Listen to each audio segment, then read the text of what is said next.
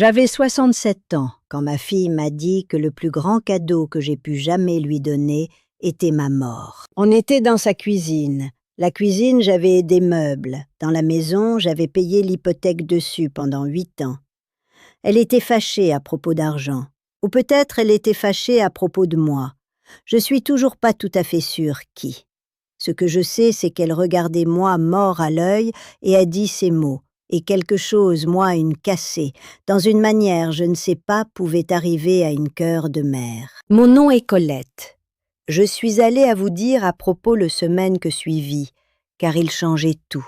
Pour elle, pour moi, et pour ceux j'ai pensé amour était supposé à ressembler. J'avais été élever ma fille, Renée, à croire que famille prend soin de famille, que tu sacrifiais, que tu donnais jusqu'à ce qu'elle ne blesse plus parce que tu l'aimes, et cet amour suppose d'être plus grand que douleur. Je vivais cette croyance pour 38 ans. Tout que j'ai fait était construit dessus. Mon ex-mari quittait quand Renée était 4 ans. Elle probable ne remémorait beaucoup des premiers jours, mais moi, je faire. Je se souvenir travaille 2 emplois, 3 emplois parfois. Je se souvenir nuit j'ai pleuré dans ma voiture pendant pause déjeuner. Je se souvenir choisir entre réparer son bicycle ou réparer le toit qui fuyait. Mais j'ai choisi elle, toujours elle. C'était le contrat j'avais fait avec moi-même, qu'aussi longtemps que je respirais, elle jamais se sentait ce que cela voulait dire à ne pas avoir assez. Quand Renée a eu 28 ans, elle a épousé Marc. Il était charmant et ambitieux, et pour un temps je pensais peut-être finalement je pouvais reposer. Je pensais peut-être mon travail était fini. Mais il s'avère qu'un travail de mère jamais fini. Pas si elle aime comme j'aime.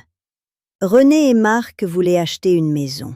Le timing était mauvais, taux d'intérêt était élevé, le marché était brutal. Ils avaient assez pour un paiement initial. Donc j'ai donné eux ce que j'avais, 50 000 €, ma retraite économie. J'ai raconté moi-même qu'elle était un investissement dans son avenir, et j'ai signifié qu'à elle. Absolument j'ai signifié qu'à elle. Mais 50 000 ne suffisaient pas. Ils avaient besoin hypothèque, paiement couvert. 2 200 € par mois. C'était escarpé pour eux. Marc faisait décent argent, mais ils avaient expansive habitude. Nouveau voiture, école privée pour enfants, restaurant tous autres soirs. Donc j'ai commencé à couvrir différence. Juste jusqu'à il se mit en place, j'ai dit. Juste temporaire. Cela était 8 ans fait. J'ai aussi aidé avec auto-assurance. La sienne était expansive, parce de petits accidents elle avait eu, et elle était frustrée du coup. J'ai dit « Ne t'inquiète pas, je vais gérer elle ». Ce était 230 € par mois. Assez petit que je ne pensais pas beaucoup à elle. Juste une autre ligne sur ma carte de crédit. Puis vint la boulangerie familiale. Renée avait toujours rêvé ouverture 1. Elle avait un tel talent, le genre qu'a fait les gens fermer leurs yeux quand ils ont mordu son pain. Quand elle m'a approché à ce sujet, j'ai vu quelque chose en elle que je n'avais pas vu en années. J'ai vu passion. J'ai vu une version d'elle ne attendait pas quelqu'un d'autre pour la rendre heureux. Donc j'ai investi. 120 000 €. J'ai dû prendre un deuxième hypothèque sur ma propre maison à faire elle, mais je l'ai fait. La boulangerie avait Renée du nom dessus, mais mon argent était en dessous, la tenant. Mon nom était sur le loyer car le propriétaire voulait sécurité. Mon nom était sur partenariat papier, car Renée n'avait pas le crédit pour celle à tenir sous scrutin. Pour une année, peut-être 2, la boulangerie se bienfaisait.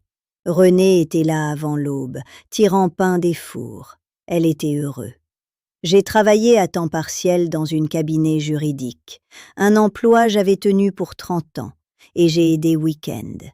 On parlait expansion, à propos d'y ouvrir peut-être deuxième endroit.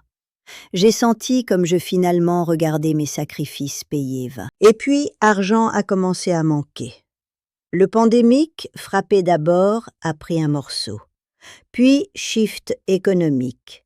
Puis, attention de Renée a commencé à dérive. Elle a commencé à manquer le quart de matin. Elle a amené Marc à aide avec finance et il a pris le expensive décision. La boulangerie a commencé à perdre argent.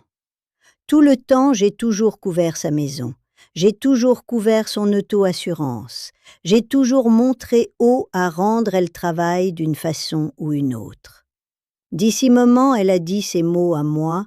J'étais 70 000 € dans la dette, au-delà ma propre hypothèque. J'ai travaillé 2 jours, 1 semaine au lieu de 5, car je ne pouvais pas gérer plus.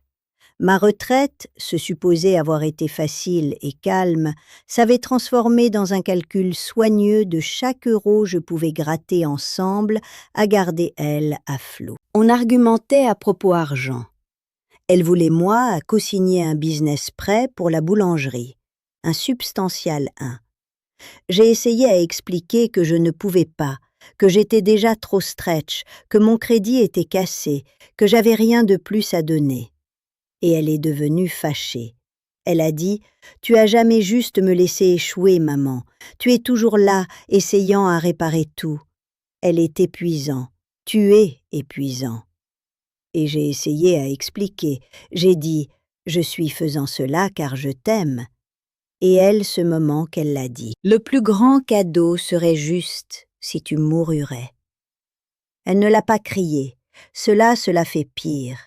Elle a dit elle tranquillement, comme si elle avait pensé à elle pour longtemps, comme si elle était une demande raisonnable, comme si elle était juste me disant une vérité elle avait tenue. J'ai quitté sa maison ce jour et je ne ai dit une parole. J'ai obtenu dans ma voiture et j'ai conduit à la maison et je me suis assise dans ma allée pour 4 heures. Je n'ai pas pleuré. Je pense j'ai été au-delà pleurer. Je pense j'ai arrivé à un lieu où quelque chose fondamental avait cassé, et tout qu'à rester était une sorte de clarté. Quand j'ai finalement allé à l'intérieur, j'ai pris une décision. Elle voulait moi à mourir. Donc, je voudrais. Non dans la manière qu'elle voulait dire, bien sûr, mais en chaque manière se comptait à elle. En chaque manière se voulait dire argent, soutien, sécurité ou stabilité. Je deviendrais un fantôme dans son vie, une femme qui avait aimé elle et puis simplement arrêté d'exister. Elle a pris moi 2 semaines à Orchestreuse, 2 semaines des appels téléphoniques et de la paperasse et des documents légaux. 2 semaines où j'ai allé environ ma vie quotidienne, tout en faisant le chose plus intentionnelle j'avais jamais fait en dehors des LVL. D'abord, j'ai appelé la compagnie hypothécaire. J'ai informé eux que, efficacement, immédiatement, j'avais aucun plus faire paiement sur celles hypothèques. La maison était dans nos 2 noms. René et Marc avaient d'accord à la prendre, avaient promis qu'ils seraient. Elle était leur maison maintenant. Laissez-les payer ceux. La femme sur le téléphone a dit « Madame, tu es certain de ceci? Ceci va endommager ton crédit. » J'ai dit « Je suis certain. » Suivant, je suis allée à banque et j'ai retiré mon investissement dans la boulangerie. J'avais été en la laissant là, la laissant fonctionner, car j'aimais ma fille et je croyais en son rêve. J'ai appelé mon avocat et j'ai initié partenariat dissolution papier. René aurait du mal à m'acheter va, ou boulangerie serait liquidée. J'ai ensemble pris à que j'avais mis 120 000 €. J'ai donné elle 1 mois à venir va avec elle. Elle ne pouvait pas. Puis j'ai appelé et j'ai annulé auto-assurance, juste comme cela. La voiture était dans nos 2 noms, aucune assurance. Mon nom va de tout. Je suis allée propriétaire et j'ai expliqué que j'étais en retrait d'ensemble le loyer. Boulangerie, loyer était à mon nom. J'ai trouvé nouveau locataire, obtenu paperasse mouvement. Boulangerie avait 90 jours. Et puis j'ai commencé à emballer.